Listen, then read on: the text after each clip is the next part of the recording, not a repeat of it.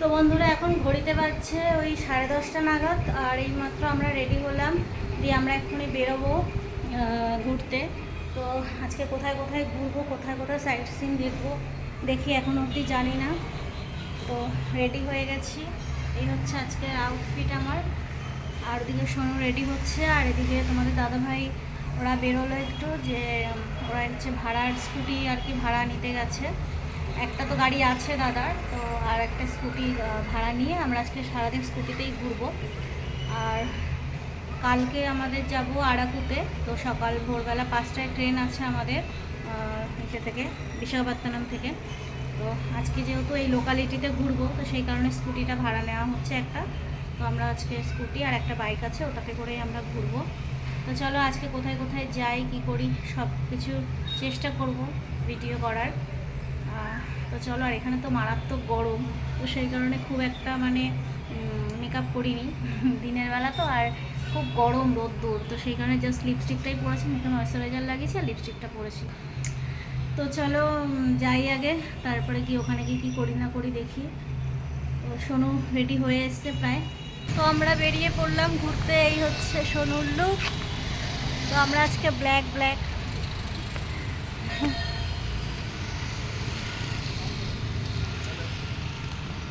তো আমাদের ওই বলছিলাম না স্কুটি নিয়ে যাব, তো স্কুটিটা হয়নি ভাড়া, তো ওই জন্য আমাদের ওই গাড়ি বুক করছে এখন। তো চলো যাই আগে, কোথায় নিয়ে যায় দেখি, আমরা তো এখানে কিছু চিনি না, যেখানে নিয়ে যাবে সেখানেই যাব। চলো যাই। তো দেখো তারপরে এই যে ক্যাবটা বুক করলো, তারপর আমরা এই ক্যাবে করেই আজকে সারাদিন আর কি ঘুরবো। তো সেইভাবেই কথা বলে হয়েছে গাড়িওয়ালার সঙ্গে।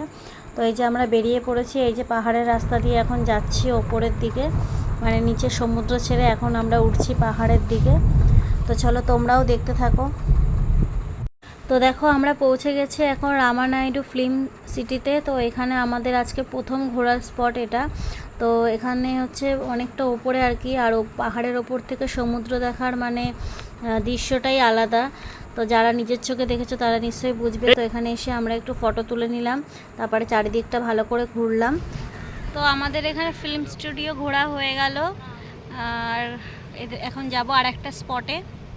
তো এখানে ঢুকেছিলাম, যে অল্প অল্প কিছু ভিডিও করেছি, পুরোটা আর কি ক্যামেরা করা অ্যালাউ নেই, তো মোটামুটি করেছি। করে এখানে আমরা একটু বসে আছি গাছতলায়, বেরিয়ে গেছি ওখান থেকে, বেরিয়ে এই গাছতলাটা একটু বসে আছি, এখানে একটু বসে হাওয়া খাচ্ছি। মানে এত গরম মানে কি বলবো। তো একটু এখানে একটু ছায়া পেয়েছি, এখানে একটু বসে বসে একটু গল্প করছি। তারপরে আমাদের গাড়ি দাঁড়িয়ে আছে ওই গেটের বাইরে, তো এখন যাবো আর একটা স্পটে। তো চলো, ওদিকে ওরা চলে গেছে, ডাকছে আমাকে, গাড়ি ছাড়বে। তো চলো যাই। তারপরে দেখো ওখান থেকে আমরা বেরিয়ে চলে এলাম, এই জায়গাটার নাম হচ্ছে থোটলাকুন্ডা।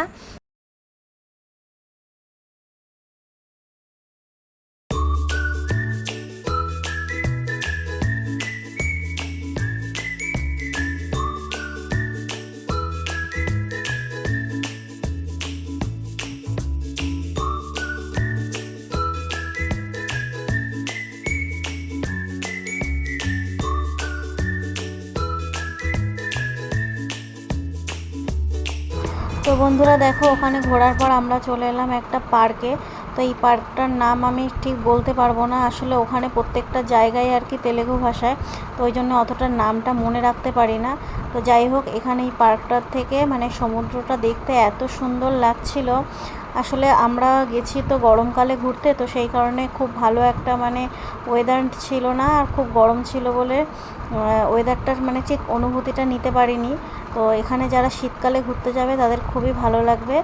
আর যাই হোক, দৃশ্যটা দেখতে খুব ভালো লাগছিল ওপর থেকে। তারপরে ওখান থেকে আমরা বেরিয়ে পড়লাম ঋষিকোণা বিচে যাওয়ার জন্যে। ঋষিকোণা বিচে আমরা আগের দিন গিয়েছিলাম, তো সেখানে যেতে যেতে আমাদের সন্ধ্যা হয়ে গেছিলো বলে তোমাদের দাদাভাই স্নান করতে পারেনি, আর মানে বিচটা ভালো করে দেখতেও পারিনি। তো সেই কারণে আমরা এদিকে ঘোরাটা কমপ্লিট করে চলে এলাম আবার সেই ঋষিকোণা বিচে। এখানে সবাই স্নান টান করে আর কি। আরেকটা গেছিলাম আর কি বিচে, সেখানে স্নান করে না, স্নান করার জায়গা নেই। এই বিচটাতেই আসলে সবাই স্নান করে। তো তোমার দাদাভাই বললো যে চলো ওই বিচে, তো কালকে সন্ধ্যাবেলা গেছিলাম, কিছুই দেখতে পারিনি। তো চলো, হাতে যখন সময় আছে, সব জায়গায় মোটামুটি আমাদের ঘোরা হয়ে গেছে, তো সেই কারণে চলে এসেছি এই বিচে। তো তোমার দাদাভাই তো বলছিল যে স্নান করবে, কিন্তু পরে আর করেনি, তো বললো না আজকে আর করব না, পরের দিন আবার আসবো স্নান করার জন্য। কারণ আসলে স্নান করার জন্য তো প্রিপারেশান নিয়ে আসিনি, কারণ আমরা তো ঘুরতে বেরিয়েছিলাম না, তো সেই কারণে জামা কাপড় নিয়ে আসিনি বলে আর স্নান করেনি। আর মেয়েও বায়না করছিল স্নান করার জন্য, তো পরে ওই জন্য বললো যে চল আমরা পরের দিনকে আবার আসবো। আসলে আমরা যেখানে ছিলাম সেখান থেকে ঋষিকণ্ঠা বিচ আসতে বেশিক্ষণ সময় লাগে না, আর অটোতে ওই 15-20 মিনিট মতন লাগে, তো সেই কারণে তো স্নান করেনি, তো পরের দিনই স্নান করেছিল। তো দেখো এদিকে মেয়ে আর মেয়ের বাবা দুজনে মিলে যাচ্ছে এখন বোট রাইডিংয়ে যাচ্ছে এখন ওরা। আমি যাইনি, আমার প্রচণ্ড ভয় লাগে, সেই কারণে ওরা যাচ্ছে। আরে উল্টো দিকে মোড়া, হ্যাঁ ওরম ভাবে উল্টো দিকে মোড়া। তো ওরা এখন যাচ্ছে।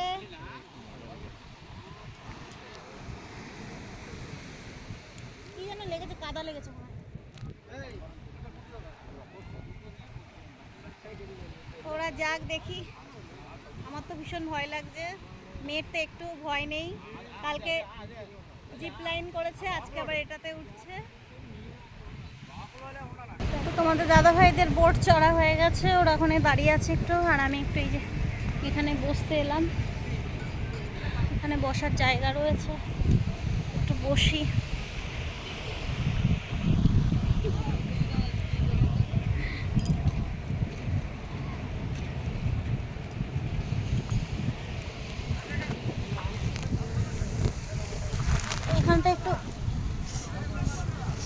এখানটা একটু বসি, এখানটা একটু ছাওয়া আছে, নাহলে তো হেভি গরম রোদ সেরকম নেই, কিন্তু মারাত্মক পরিমাণে মানে গরম তাপ। এখানে একটু বসলাম আমি, ওরা ওখানে দাঁড়িয়ে গল্প করছে। তো বন্ধুরা এখন ঘড়িতে বাজছে 6:30, আর আমরা তখন ঘুরে প্রায় ওই 5টা বেজে গিয়েছিল ঘরের রুমে আসতে। তারপরে এসে একটুখানি রেস্ট নিলাম, রেস্ট নিয়ে এখন উঠলাম। দাদাভাই বললো রেডি হতে, কোথাও একটা নিয়ে যাবে, বলছে না কোথাও নিয়ে যাবে, বলছে চলো ঘুরে আসি। রেডি হয়ে নিলাম আর বেরোবো এক্ষুনি।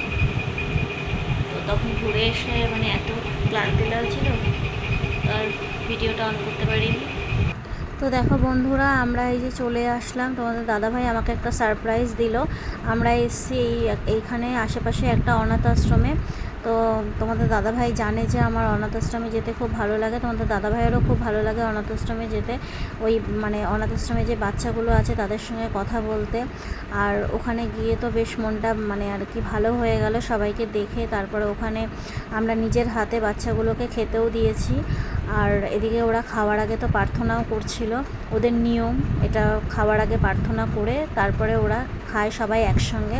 খাবার কিন্তু সবাই নেয় একসঙ্গেই বসে, আবার প্রার্থনা করে সবাই একসঙ্গে খায়। তো এই নিয়মটা আমার ভীষণ ভালো লেগেছিলো। তো আজকের দিনের ভিডিওটা এখানেই শেষ করছি।